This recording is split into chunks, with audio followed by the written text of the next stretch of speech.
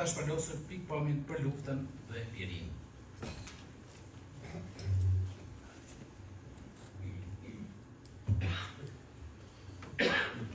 Të nderuar miliardë të dëshmorëve, bashkëluftarë, veprimtarë, çështjes kombëtare, panelistë të nderuar, kryetari i organizatës së veteranëve, mysafirë të ftuar, të gjithë ju të pranishëm. Që muajnë veç pak a shumë, edhe unë pak kërkoj vëmendje, pak histori. Që nga pas lufta e dytë botërore, regjimi jugosllav krye me Titon, shqiptarëve nuk u asolli lirinë dhe të drejtat e premtuara. Përkundrazi, ata u vunë në një administrim të egër ushtarak Kosovën, ku në moskën e luftimit e reakcionit, sipas tyre, mijëra shqiptarë dërguan për në Turqi, mijërat e tjerë u vranë si në Divar e masakrat tjera, e me mijërat e tjerë u burgosën e u ekzekutuan madje edhe pa gjyqje.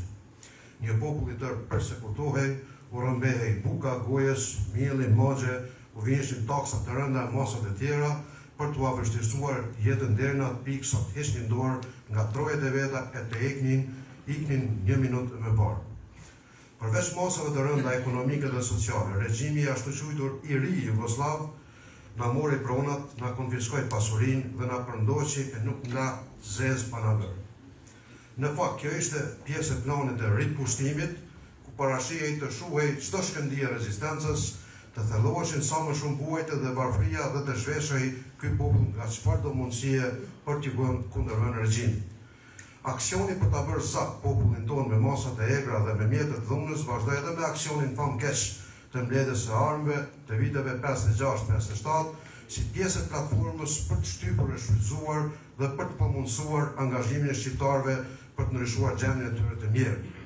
Me gjithë këto masa të rënda përballime pothuajse të padurshme, shqiptarët brenda tyre gjetën forcë dhe energji, forma, metoda dhe mjetet për ta kundërshtuar regjimin jugosllav. Patja dhe qetat e armatosura si shprehje konkrete e këtij kundërshtimit, të cilat u dëshmuan me qëndres deri në rënje, siç ishte qeta Mustafi Bishit me shok. Plot veprimtarë që po hedhin hapa për të kundërshtuar pushtimin jugoslav, përfunduan në burgje, u përndoqën e u izoluan, i detyruan të iknin që të mos kthehesh asnjëherë. Atëtarët kundërshtimtarë nuk i munguan as kësaj treve, as atëherë kur e kundërshtuan me armë pushtimin, as kur ndodhi otkupi ose e ashtu quajtur aksioni për mbledhjen e Tepricën, as gjatë aksionit të armëve, as në demonstratat e nëntorit vitit 68, as në demonstratat e vitit 1981, edhe pse pasojat ishin të rënda për ta dhe për familjet e tyre, por rrugtuan si një fill i kuq. Asnjëherë nuk pushoi angazhimet dhe qëndresa e tyre për liri. Lëvizjet e mëdha popullore të paraprira nga angazhimi i grupeve dhe individëve të organizuar, rritën shpresën për ndryshim dhe popularizuan idenë, fuqizuan bindjen për të vazhduar lufta për liri, për të drejta kombëtare e për bashkim, me mjetet që lejonin rrethonat, si agitacioni, propaganda, traktet, broshurat, parullat dhe plot mjete si këto që reflektonin qartë rritjen dhe shtrirjen e ideve dhe të veprimeve për liri. E tërë kjo veprimtaria detare mobilizoi popullin e kësaj treve në plot kundërshtime, në demonstratat e viteve 1968 për flamurin kombëtar e për të drejtat tona, për Republikën e Kosovës dhe të visave shqiptare në RSFJ, e për bashkim kombëtar 1981, për të mbrojtur ato pak të drejta që i kishin fituar me munde me shumë sakrifica me kushtetutën e vitit 1974, pra vitet e angazhimit, vitet e kundërshtimit 98-99.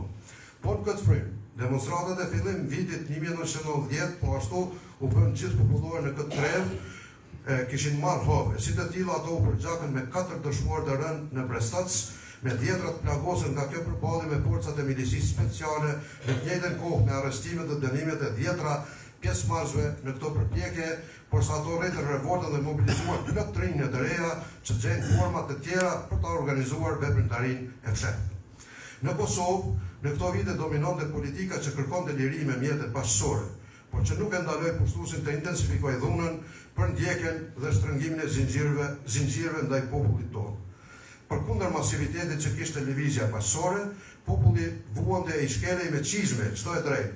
Ishte popull, ishim shndruar një popull të ndaluar që të ecë, ishim të zhveshur nga të drejtat kombëtare, të rrezikuar në çdo sekond, ishim popull i pashpresë. Kudo gjendje e rëndë e pushtimit, e cila vazhdimisht vinte duke u përkeqësuar. Serbia kishte instaluar tërë aparatin e dhunës dhe nuk i ndalonte hapat kundër nesh.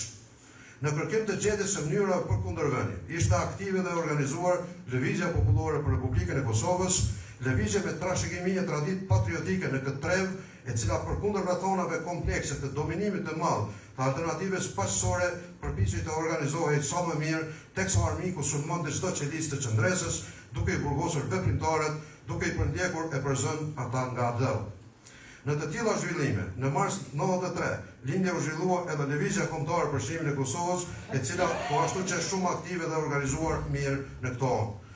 LPK-ja dhe LKÇK-ja vepronin në këtë trevë dhe besonin me të drejtë se alternativa luftës armatosur ishte vetmja mundësi për të bërë ballë veprimeve të pushtuesit dhe për ta detyruar atë të largohet nga Kosova. Veprimtarët e angazhuar që besonin në luftën armatosur kishin mësyrë përgatitjet, ata kryenin detyra përmes propagandës, shpërndarjes së afisheve dhe përhapjes së ideve shqiptare, ku nga dita në ditë veprimet e tyre po zinin mend në ndërgjegjjen e liridashëve.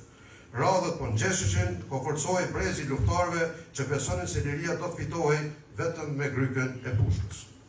Në funksion të forcimit të kësaj rruge të vetme që kishte mbetur, përveç angazhimit për të shtuar radhët, veprohej edhe në drejtim të pajisjes me materiale lufte, si me revolver, armë të lehta, bomba, municion, literaturë ushtarake e gjëra që nevojiteshin për edukim e frymëzim adëtar.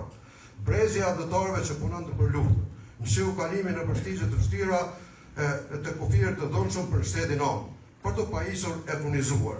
Në këtë mision të pambaruar mbeten Pashtrek, Shkëlzeni dhe Joha, në dhjetorin e vitit 1993, si dëshmi e angazhimit madh për të fuqizuar gueriljen në këto treva, veprimtari që duhej të hidhte patjetër shtat. Brezi të rinëve dhe jo vetëm i atyre nga kjo trevë, po lidhej me rrethet patriotike në Prishtinë e me shumë adëtar nga viset të ndryshme shqiptare. Rruga Lirisë përshkohej me guxim të pashembull dhe angazhimi për ta bërë luftën po fitonte terren të ri, fal egërësisë së pushtimit, por edhe mungesës së rezultateve të politikës paqësore. Lufta ishte për domosdoshmëri, fërshirim, por edhe pashmangësi në rrethonat e krijuara. U përdëtua edhe një herë se lirinë e fitonin ata që luftonin. Posaçërisht kjo u po pas konferencës së Daytonit të vitit 1995, ku Kosova as që u përmend. Si pasojë, lufta po vinte edhe si nevojë domosdoshme, por edhe si fenomen që nuk mund t'i iknim ne shqiptarët e robëruar. Në këtë frym, nuk mbeten pa u shfrytzuar këto rrethona edhe nga grupet e fshehta që vepronin në këto anë për ta bërë luftën. Grupi i ushtrisë shkrimtare të Kosovës në zonën tonë dhe grupi i lëvizjes kombëtare për çlimin e Kosovës po vepronin tashmë intensivisht. Veprimtaria e tyre bëhej edhe përmes mjeteve të propagandës, shpërndahej zëri i Kosovës në numër të kufizuar, organi i Lëvizjes Popullore të Kosovës, shqirimi, po ashtu organi i Lëvizjes Kombëtare për çlimin e Kosovës. Po ashtu veprohej edhe në terren në furnizimin me armatim, municion dhe me materiale luftarake e për masivizim, veprohej për protestën e madhe që u bë me 1 tetor 1997 në Prishtinë, me pas në mbështetjet e zhvillimeve në Drenicë, pas daljes publike të ushtrisë shkrimtare të Kosovës në Laush me 28 nëntor 1997. Efekt të madh në mobilizimin dhe intensifikimin e përgatitjeve për luftë patën edhe arrestimet e veprimtarëve të ushtrisë shkrimtare të Kosovës në krye me Naed Hasanin dhe të lëvizjes kombëtare për çlimin e Kosovës në krye me Anik Linokun në janarin e vitit 1997. Me pastaj, vrasjen e Pritë Zahirit, e Hakifit dhe Edmondit me 31 janar 1997. Po ashtu, vrasja e Leonit në Qafmullar me 6 maj 1997, si dhe aksionet e ushtrisë shkrimtare të Kosovës në 10 stacione pika të milicisë serbe në shtatorin e vitit 1997, që dëshmuan që nga dëmet të cilat u bën nga goditjet që mori lëvizja shkrimtare, guerilja jo vetëm që ekzistonte, por ajo po merrte krah. Kjo seri veprimesh luftarake ndikoi edhe në angazhimin e veprimtarëve të kësaj treve. Njerëzit po shtoheshin e bashkëmetuar dhe materialet luftarake, sikurse edhe bindja po forcohet që lufta është afër, gjë që ndikoi në shtimin dhe zgjerimin e radhëve dhe në krijimin e mundësive të reja për përgatitjen e luftës dhe përhapjen e frymës së saj. Rritja e angazhimeve për luftën, veprimet e shumta politike, organizative dhe teknike, padyshim krijuan rrethona për kapërcim të pashmangshëm në një etapë tjetër, atë të veprimeve më intensive, organizative dhe operative. Lufta po afrohej, nuk kishte alternativë tjetër. Veprimtaria në funksion të luftës armatosur po bëhet gjithnjë më intensive. Pas rrethimit prekazit, rezistencës dhe luftës në kullën e familjes Jashari, të krijimit mbi njerëzor të Jasharajve, ndodhi kthesa e madhe, ku fryma e luftës po përhapi me shpejtësi. Kudo mobilizim, përkrahje, solidaritet në gjitha anët, demonstrata, por edhe thirrje dhe porosi të qarta për të organizuar sa më mirë e sa më shpejt. Aksionet e gueriljes vazhdonin, ndërkohë që populli po e prekte realitetin. Lufta ishte në pranë. Klima e luftës po ndihej edhe në Anadrini, guerilja po rritej dhe veprimet e shumta organizative po shtonin peshën dhe rolin e vet. Lëvizjet e veprimtarëve ilegal dhe legal, pajisjet e përgatitur për luftë po shtoheshin, teksa era e luftës po krynte me shpejtësi të madhe. Pritjet dhe përcjellet e luftarëve që hynë dilnin përmes stigjeve të marrëve të Pastrikut, të hasit tropojese të Alpeve shqiptare, si dhe ardhet e luftarëve nga perëndimi, po shpeshtoheshin. Bazat e luftës po forcoheshin e po krijoheshin shumë të reja. Depot e improvizuara, armatime dhe municione po shtoheshin, po ashtu dhe furnizimet me materiale lufte dhe qarkullimi luftarëve drejt zonave ku pritet të luftohej kundër kushtuesit po rriteshin e ishin çdo ditë më të dendura. E një përballje armatosur me forcat serbe në afërsitë të Tiranës e grupit të djemve të ushtrisë shqiptare të Kosovës, që njëri nga faktorët përcaktues për të dalë hapur ushtria shqiptare e Kosovës në drenos të Zatrisit. Veprim ky i cili bëri kthesën e madhe për Anadrinin dhe për zonën e Pastrikut, që përshpejtoi hapat për të dalë në mbrojtje të kësaj situate të re e që imponoi kapërcimin e nevojshëm nga veprimtaria e fshehtë në atë të hapur. Drenosi dhe celula e saj e hershme, që doli hapur, mobilizoi energji të mëdha të cilat u derdhën në Drenos, jo vetëm nga Anadrini, por edhe nga Suareka, Prizreni, Drenica, Dugaxhini, Hasi, Vreni e të tjerë, duke u shndruar në një epicentër të rëndësishme të luftës sonë shqiptare në tërë Kosovë. Drejt Drenocit po mësynin nga gjitha anë. Të gjithë sikur donin të bënin diçka, të ndihmonin me diçka, të kërkonin armë e të jepnin mbështetje, të shkonin atje të armatosur, siç ndodhi në fakt, ose të merreshin iniciativa nga atje për të krijuar bërthoma të rezistencës në rajonin e Raovesit me rrethin, gjithsesi në rajonin e Anadrinit. Pesha kësaj ngjarje historike bëri që të hynin në një fazë të re të luftës sonë për liri. Çoj metej mesazhe të qarta dhe ishte kushtrim. Kush ka një zemër, mos ta kursej, e kush ka një pushk, le ta rrëmej.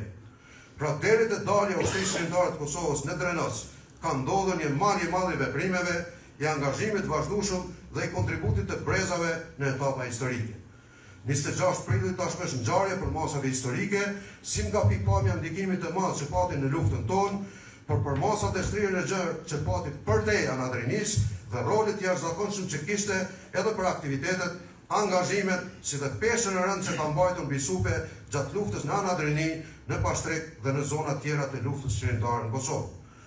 Dalja publike e ushtrisë shqiptare të Kosovës në Drenos dhe efektet e saj kërkojnë trajtim serioz, gjithëpërfshirës, kërkojnë një vlerësim sa më objektiv dhe korrekt në mënyrë që t'i japim vendin që i takon ngjarjes, protagonistëve që sot janë herojnë, të gjallëve që i kemi midis nesh dhe të gjithë atyre që u bën pjesë e saj.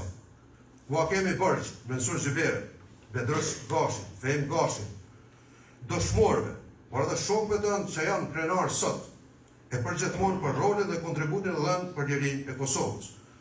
Për shkak të proceseve në të cilat jemi sot, të ndjeshmërisë që ato kanë dhe me besim të palëkundur, se lufta jonë ishte e drejtë, shërimtare dhe është arritja më e madhe historike visave shqiptare të kushtuara, na mban shpresa që kujtimet për 26 prillin e vitit 1998 si dhe ngjarjet që pasuan, ashtu sikur se edhe angazhimet e pareshtura për liritë brezave nuk do të harrohen asnjëherë, por do të ruhen e do të hidhen në letër si dëshmi e pakontestueshme e rolit madh që luajtën njerëzit e kësaj treve dhe populli ynë në luftën e gjatë e të mundimshme për liri.